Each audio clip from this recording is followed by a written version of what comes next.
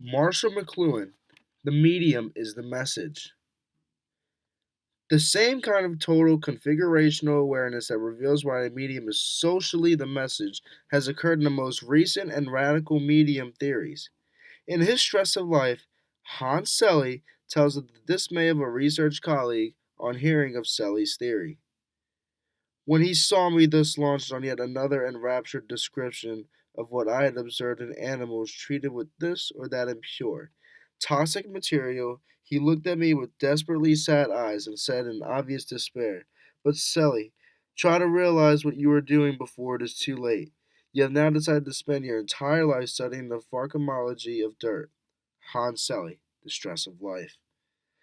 As Selly deals with the total environmental situation in his Stress Theory of Disease, so the latest approach to media study considers not only the content, but the medium and the cultural matrix within which the particular medium operates. The older unawareness of the psychic and social effects of media can be illustrated from almost any of the conventional pronouncements.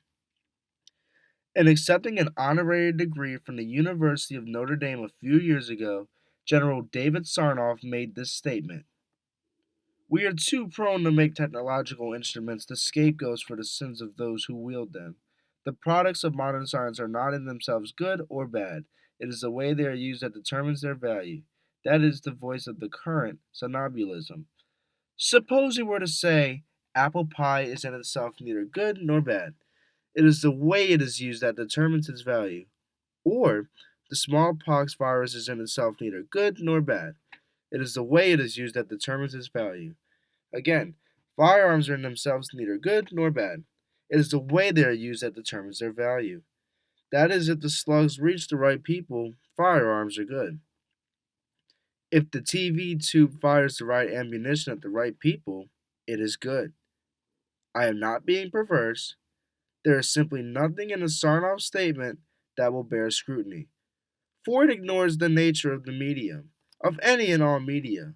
In the true narcissist style of one hypnotized by the amputation and extension of its own being in a new technical form, General Sarnoff went on to explain his attitude to the technology of print, saying that it was true that print caused much trash to circulate, but it also decimated the Bible and the thoughts of seers and philosophers. It has never occurred to General Sarnoff that any technology could do anything but add itself on to what we already are.